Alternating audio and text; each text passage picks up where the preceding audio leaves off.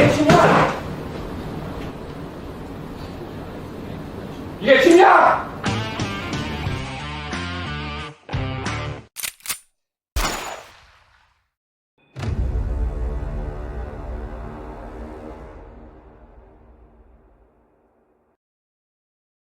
1281년 5월 3일 고려 하포에서 출정한 여원연합군 동로군은 이키노시마를 향해 빠르게 진군하며 두 번째 일본 원정을 시작하는 줄 알았으나 이키노시마가 아닌 거제도로 이동하여 그곳에서 약 보름 동안 주둔하게 되는데, 이는 경원에서 출정하기로 되어 있는 강남군의 총사령관 나라안의 갑작스런 병환으로 인해 시급히 사령관을 교체해야 하는 변수가 발생했기 때문이다. 1281년 6월 18일 새로운 강남군의 사령관으로 몽골 장수 아타카이가 임명되고 지휘관으로 버무노가 그대로 위임되면서 강남군은 서둘러 경원에서 재차 출정하게 되지만 사령관 교체란 돌발 사건으로 인해 출발이 상당히 지연되면서 2차 일본 원정은 초장부터 원정의 모든 세부 계획이 어그러지는 심각한 문제가 발생하게 된다. 그 사이 거제도에서 강남군에 관한 소식을 제대로 전달받지 못한 동로군은 기다림에 지친 나머지 결국 1281년 5월 21일 단독 군사작전에 나서기로 결정한 뒤 거제도에서 출항하여 스시마로 향하게 된다. 스시마 앞바다에 도달한 동로군의 지휘부는 군선 300척으로 군견대를 구성하고 이들에게 스시마를 함락하도록 지시를 내리는데, 동로군의 군견대가 스시마 동부 해안에 위치한 다이민보에 접안하자 고려의 통사 김전은 스시마의 슈고다이인 소모리아키라에게 즉각적인 항복을 권유했으나 그가 이를 거부하자 바로 고려군 기병대가 상륙하여 다이민보로 출격한 스시마 수비대의 기병 300기와 맞붙어 이들을 전멸시키는 승리를 거두었을 뿐만 아니라 도주하던 스시마의 슈고다이 소모리아키라를 척살하고 인근 주민들까지 몰살시킨 뒤 함대로 귀환한다. 1274년 10월 여원연합군에게 혹독하게 당했던 스시마는 고쿠리 무쿠리에 대한 공포가 여전했을 뿐만 아니라 스시마의 구지병력과 물자를 투입해가며 여원연합군으로부터 방어해야 할 전략적 가치가 없다고 판단한 가마쿠라 마쿠가 스시마를 군사적으로 반기한 상태였기 때문에 지난 원정처럼 스시마에 10일씩 주둔해가며 그 넓은 스시마를 완전히 통제하고자 애를 쓸 필요가 없었다. 참고로 고쿠리 무쿠리는 규슈와 그 주변 도서지역에서 1차 일본 원정에 참전했던 고려 및 몽골을 지칭하는 단어로 일찍이 겪어본 적이 없는 미증류의 공포를 나타내는 표현이다. 한편 스시마 수비대를 전멸시키고 스시마에서 4일간 머물렀던 동로군의 분견대는 1281년 5월 26일 다이민보에서 이키노시마의 아시베만으로 항행하여 동로군본대와 합류하게 되는데, 이때 아시베만으로 진입하는 동로군 함대의 모습을 지켜보고 있던 자가 있었으니 그가 바로 이키노시마의 슈고다이 쇼니스케 토키였다.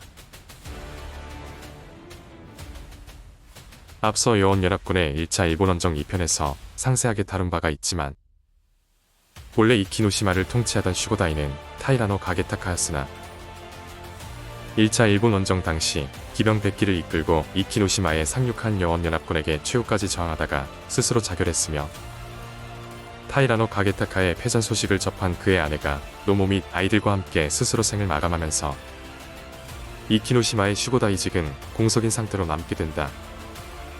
이에 가마쿠라 막부는 여원연합군의 1차 일본 원정 이후 스시마와 이키노시마에서 여원연합군의 공격을 방어하기 어렵다는 판단 아래 두 섬을 군사적으로 방치했으나, 여원연합군의 2차 일본 원정이 임박하자 스시마에서 하카타로 남아하는 여원연합군을 잠시라도 저지하며 시간을 벌어줄 수 있는 최소한의 방어선은 필요했기 때문에 규슈 지역의 군사를 지휘하며 여원연합군의 침공에 대비하던 진서봉행 쇼니 스네스케는 장남인 쇼니스케 토키를 이키노시마의 슈고다이로 임명하여 기병 100기와 함께 이키노시마로 파견하게 된다.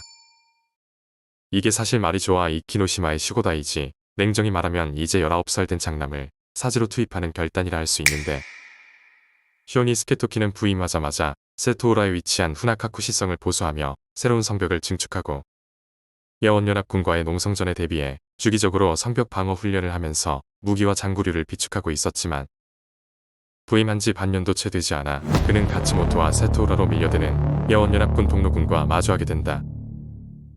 그러나 쇼니스케 토시와 기병 100기는 어차피 이키노시마를 자신의 무덤으로 알고 이 또한 무사들로서 이미 이키노시마에서 죽을 운명임을 감수하고 있던 이들에게 있어 전장에서의 생사는 그다지 중요한 문제가 아니었다. 이들에겐 동로군의 공격을 얼마나 막아내고 버티다가 갈 수 있을지 그것이 문제였는데 1281년 5월 26일 이키노시마 가츠모토에 상륙한 동로군의 기병 전력은 곧바로 세토우라의 후나카쿠 시성으로 진군하게 된다. 동로군의 기병대는 진군 과정에서 산발적인 소규모 전투를 겪긴 했지만 큰 어려움 없이 세토우라에 도달했고 그 사이 이키노시마 북부 지역을 우회하여 세토우라 앞바다로 이동한 동로군 함대는 동로군 기병대와 함께 양동작전으로 후나카쿠 시성을 공격하기 시작한다. 이에 쇼니스케 토키가 통솔하는 기병 100기의 일부가 출성하여 후나카쿠 시성 주변에서 동로군 기병대와 전투를 벌이지만 동로군 기병대와 승부를 내기엔 전력 차이가 극명하다 보니 이들은 얼마 뒤 성으로 복귀하여 농성전에 돌입하게 되는데 하지만 쇼니스케 토키가 농성과 공성의 달코 다른 동로군을 상대로 농성전을 벌여 과연 수성에 성공할 수가 있을까? 결국 공성전이 벌어진 지 반나절도 되지 않은 늦은 오후 동로군은 이들을 전멸시키며 후나카쿠 시성을 함락하게 되고 동로군에게 포위된 쇼니스케 토키는 그날 저녁 온몸에 화살을 맞고 전사하게 된다. 참고로 현재 20해항에는 쇼니스케 토키를 기리는 대형기 마상이 세워져 있다. 이어서 동로군은 후나카쿠 시성 주변의 산지에 있던 이키노시마의 소규모 잔존 병력까지 제압한 뒤 이키노시마에서 10일간 휴식하며 세토우라와 후나카쿠 시성을 통제할 병력을 주둔시키고 마침내 일본의 진서군이 기다리고 있는 하카타만으로 향하는데 1281년 6월 6일 하카타만에 진입하여 상륙을 시도하던 동로군은 전에 없던 방벽과 마주하며 크게 당황하게 된다. 하카타만의 이마즈에서 카시이까지 20km에 걸쳐 2.5m 높이의 방루가 축조되어 있었고 이 방루를 따라 빈틈없는 방어선을 구축한 일본 진서군의 진영을 살펴본 동로군 함대는 일단 하카타만 상륙을 포기하고 하카타만을 전면적으로 탐색한 뒤 방벽이 없는 시카노시마로 이동해 상륙하게 된다. 참고로 그림에 등장하는 기쿠치다 키우사는 1차 일본 원정 당시 모모지바루에 상륙하는 김방경장군의 고려군을 저지하고자 출격했으나 고려군 및 원나라 동군과 맞붙어 패배하고 아카사카까지 퇴각했던 장수이며 타케자키 스에나가는 아카사카까지 퇴각한 기쿠치다 키우사를 비롯한 여러 고케닌들과 함께 아카사카를 거쳐 하카타로 진격하려는 김방경의 고려군과 홍다구의 원나라 동군을 상대로 분전했던 무장이자 현재 우리가 보고 있는 여원연합군과 일본 진서군 사이의 여러 전투 장면을 그림으로 기록하여 후세에 전달한 장본인이다.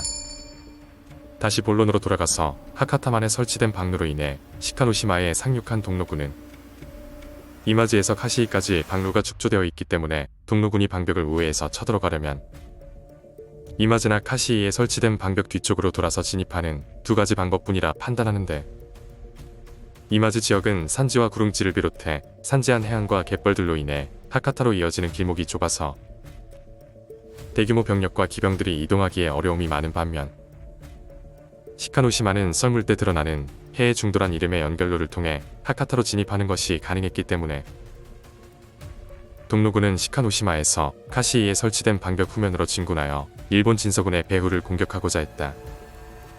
그리고 동시에 동로군은 혼슈로부터 파병될 수도 있는 막부의 증원군을 중도에 저지하려는 목적으로 300척의 분견대를 나가도로 파견하여 간몬해협에 대한 차단을 시도하는데 하지만 동로군의 이러한 움직임과 그 이면에 놓인 의도를 모를 리 없는 일본 진서군도 대응에 나서게 된다.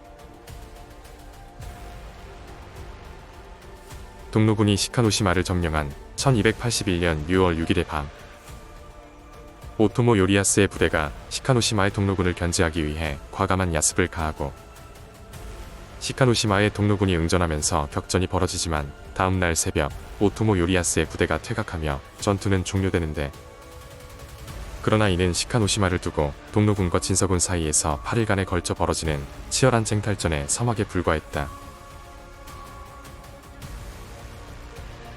참고로 왠지 셰프 이름으로 잘 어울릴 것 같은 오토모 요리야스는 1차 일본 원정 당시 진서군의 부사령관으로서 하코자키 지역을 방어하는 임무를 맡고 있었으나 상륙한 여원연합군의 맹공을 받고 하카타로 패퇴한 전력이 있다.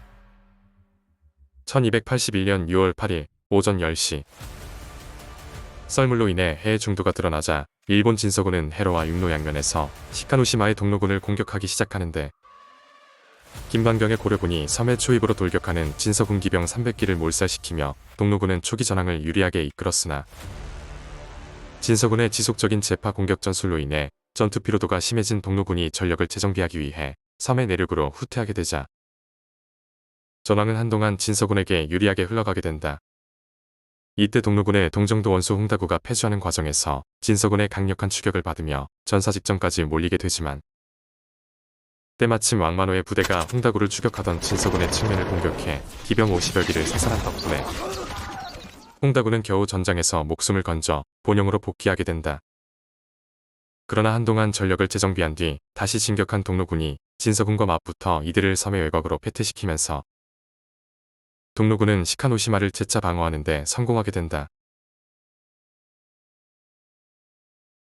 한편 해로를 통해 동로군의 함대를 공격한 진서군도 큰 성과를 거두진 못했는데 동로군의 주력함인 천료주에는 석탄이라 부르는 원형의 큰 돌이나 진철외와 같은 화약 무기를 두레박 용기에 담아서 날리는 석궁이란 이름의 투석기가 설치되어 있었고 진서군의 병선들은 석궁에서 발사하는 석탄 한 발만 맞아도 바로 격침되는 중구 조선들이었던 탓에 애당초 일본의 소형 병선으로 동로군의 대형 군선에 인접한 뒤 선상으로 올라가 공격을 가하려는 자체가 무리한 시도였다.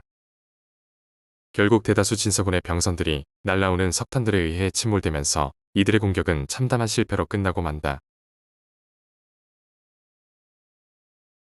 그러나 그 와중에도 동로군 함대를 상대로 유의미한 전과를 기록한 유일무이한 진서군의 무사가 있었으니 바로 이후의 곡캔인 출신인 고노 미치하리였다.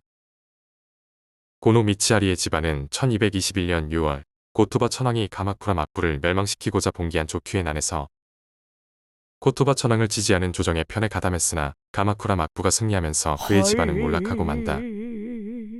이에 고노 미치하리는 발군의 무공을 세워 무너진 가문을 재건하겠다는 필사의 일념으로 참전하여 시카노시마에서 아들 미치타다와 백부 미치토키와 함께 병선에 올라 동로군 함대로 돌격해 군선에 접근한 뒤 병선의 돛대를 쓰러뜨려 사다리로 삼고 이를 끼어서 군선 위로 올라가 기어이 원나라군 지휘관 한 명을 납치해서 퇴각하는데 아군이 당했습니다. 고노 미치하리의 치열한 분전이야말로 동로군 함대를 상대로 진서군이 해상에서 거둔 사실상 유일한 전과라 할 만했는데 종전 이후 일본 조정과 막부는 고노 미치하리의 군功을 인정하며 과거에 몰수했던 이후의 영지를 다시 하사했고 이를 계기로 고노 가문의 가세가 빠르게 번창하면서 결과적으로 고노 미치하리는 전쟁을 통해 가문을 재건하고 반석 위에 올려놓는 대단한 성공을 거두게 된다.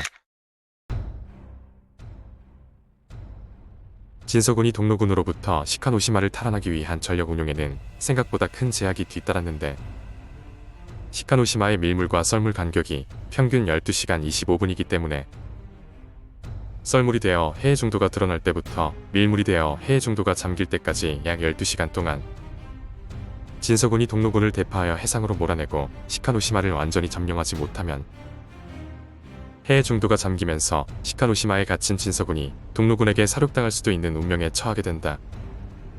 더군다나 이미 시카노시마를 점령하고 있는 동로군이 섬의 좁은 초입을 틀어막고 방어에 나서면 진서군이 대규모 병력을 투입하기가 어려워질 뿐만 아니라 그마저도 12시간 안에 4만이 넘는 동로군을 상대로 승부를 결정지어야 하기 때문에 제한된 시간 내에 시카노시마를 수복해야 하는 진서군의 목표는 사실상 수행하기가 결코 쉽지 않은 임무에 해당했다.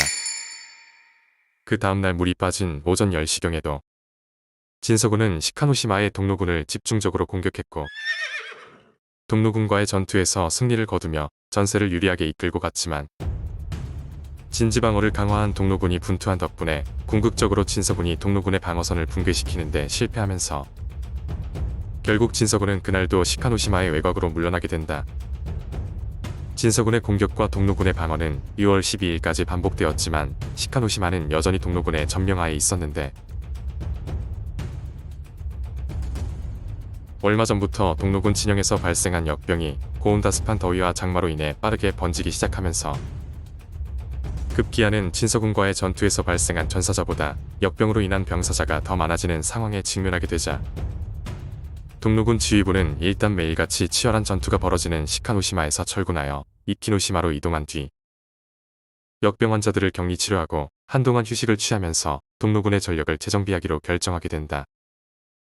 참고로 2차 원정이 시작된 이후 동로군이 시카노시마에서 철군하는 시기까지 전사자는 1,000명에 달했지만 역병으로 인한 병사자는 무려 3,000명에 육박했다. 당시 상황은 당장의 전투도 전투지만 장기적인 관점에서 동로군은 역병의 확산을 막고 전열을 재정비하여 전투력을 온전히 보존하는 것이 급선무인 시점이었다.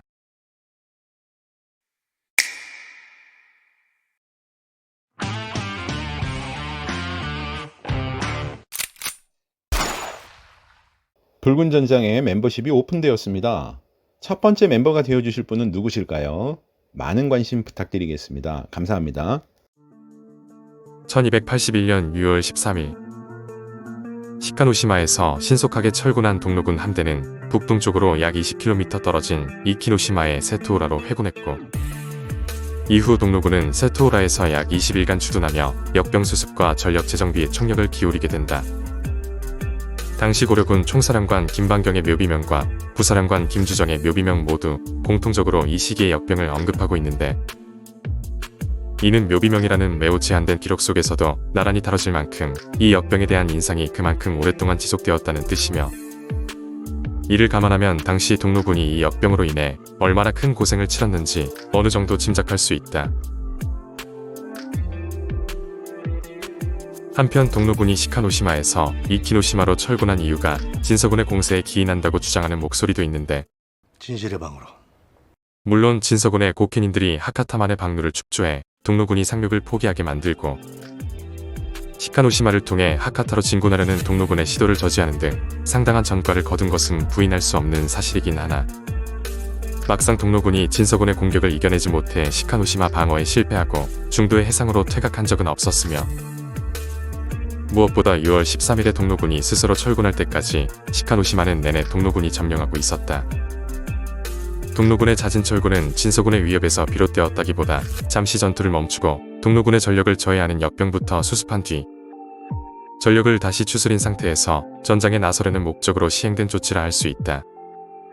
다시 말해서 진서군이 시카노시마를 두고 동로군을 상대로 용전한 것은 사실이지만 일부에서 주장하듯이 동로군이 진서군의 전투력을 감당할 수 없어서 철군한 것이 아니라 역병 수습을 위한 조치였으며 만약 진서군의 전투력이 그 정도로 강력했다면 진작에 동로군을 몰아내고 어렵지 않게 시카노시마를 수복했어야 하지만 막상 수차례에 걸친 진서군의 공격에도 불구하고 시카노시마는 계속 동로군의 수중에 있었다.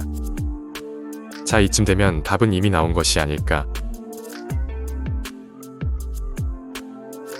한편 1281년 6월 6일 동로군이 시카노시마를 점령하던 날 혼슈에서 파병될 수도 있는 증원군을 중도에 저지하고자 군선 300척으로 구성된 동로군의 분견대가 나가도로 파견되는데 다음 날인 1281년 6월 7일 동로군 분견대는 스노시마와 후타오이지마를 점거하고 주둔하다가 1281년 6월 8일부터 9일까지 이틀간에 걸쳐 도요오라군의 도이가하마와 구로이무라의 야츠가하마에 상륙하여 인근 지역으로 빠르게 세력을 확장해 나가기 시작한다.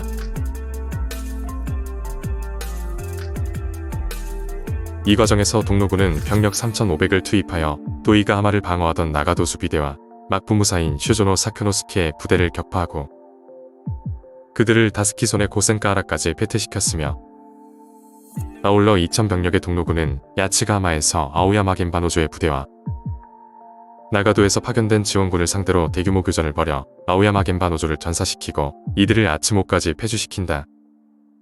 6월 12일까지 전장의 주도권을 장악하며 처음으로 혼슈 지역에 교두보를 마련한 동로군 분견대는 1281년 6월 13일부터 6월 15일에 이르는 동안 아츠모와 고센가하라에서 벌어진 전투에서 연달아 패전하지만 일본군이 멀리 퇴각한 지대에서 벌어진 전투였던 터라 당시의 전황은 여전히 동로군에게 유리한 편이었으나 동로군의 본대가 시카노시마에서 이키노시마로 회군하게 되자 결국 1281년 6월 16일 동로군의 분견대도 혼슈의 교두보에서 철수하여 이키노시마의 동로군 본대에 합류하게 된다. 그리고 동로군 내부에선 한바탕 큰 소란이 벌어지는데 그 소란의 시작은 1281년 6월 15일에 시작되었다. 이날 이키노시마의 앞바다엔 아무도 나타나지 않았다. 이날은 강남군이 이키노시마 앞바다에서 동로군과 합류하기로 되어 있던 날이었다. 본래 여원연합군의 작전 계획은 동로군과 강남군이 늦어도 6월 15일까지 이키노시마 앞바다에서 합류하여 규슈의 다자이후를 점령하기 위해 예정된 군사작전을 함께 실행하는 것이었다. 물론 스시마는 동로군이 이키노시마 앞바다에서 강남군과 합류하기 전에 고려군이 단독으로 털고 갈 계획이었으나 갑자기 강남군의 사령관을 교체해야 하는 문제가 발생하면서 강남군의 출정은 크게 지연되었고 그 결과 1281년 6월 18일이 되어서야 강남군은 순차적으로 출정을 할 수 있었다. 결국 5월 3일에 하포에서 출정한 동로군은 시카노시마에서 이키노시마로 회군한 6월 13일까지 규슈의 하카타만 일대와 혼슈의 나가도 지역에서 홀로 쎄빠지게 전투를 치러야 했고 그 와중에 덤으로 역병까지 얻게 되면서 시카노시마와 나가도의 해안지대에서 철수해야만 했다. 이키노시마로 돌아와선 역병을 통제하고 전병력의 무장 상태를 점검하며 군수품을 보급하는 정신없는 상황에서 6월 15일부터 며칠 동안 아무리 기다려도 강남군의 모습이 나타나지 않자 동로군에게 전체적으로 현타가 온 것이다. 내는 네 시다발이가 이게 침략! 이게 침략! 훈둔과 홍다군은 김반경과 함께 이 문제에 관해 수차례 논의하며 동로군이 일단 하포로 철수해야 한다는 목소리를 높인 반면 김반경은 황명이 가볍지 않다면서 강남군을 기다렸다가 양군이 힘을 합쳐 다시 한번 일본을 도모함이 옳다고 주장하는데 결과적으로 김반경의 주장이 관철되면서 동로군은 전력을 재정비하며 강남군을 기다리게 되는데 어차피 종전 후에 원나라에서 일본의 일부를 식민지로 건설하려는 계획이 확정된 마당에 고려도 원정을 통해 국비와 민생에 충당할 규슈의 물자와 영지를 챙기겠다는 심산이 있었기에 오히려 원나라 장수들과 달리 고려는 항상 원정철군에 반대하는 입장이었다. 한편 동로군 때문에 굉장히 골치 아파하며 매일같이 짜증만 늘어나는 곳이 있었으니 동로군이 갑자기 전쟁 중에 사라져버리자 동로군이 아예 원정을 포기하고 고려로 철군한 것인지 아니면 진서군이나 다자이후가 전혀 예상하지 못한 군사적인 계책이나 작전을 수행하고 있는 것인지 이를 쉽사리 판단할 수 없었던 진서군은 아무래도 신경이 곤두서 있을 수밖에 없던 상황이었다. 그러던 와중에 동로군이 이키노시마로 회군하여 전열을 재정비하고 있다는 첩보를 입수하게 된 진서군이 역으로 동로군의 허를 찌르려는 한 가지 계책을 고안하게 되는데 안녕하십니까, 붉은 전장입니다. 여러분의 좋아요, 구독, 알림 설정, 그리고 댓글은 붉은 전장의 영상 제작에 큰 힘이 됩니다. 붉은 전장에 새롭게 오픈된 멤버십 가입에도 많은 관심 부탁드리겠습니다. 지금은 비록 아무도 알아주지 않는 작은 채널이지만 여러분들의 지원과 격려가 있다면 여러분들과 함께 성장할 수 있는 그러한 채널이 될 수 있을 것이라고 확신합니다. 오늘도 시청해 주셔서 감사합니다.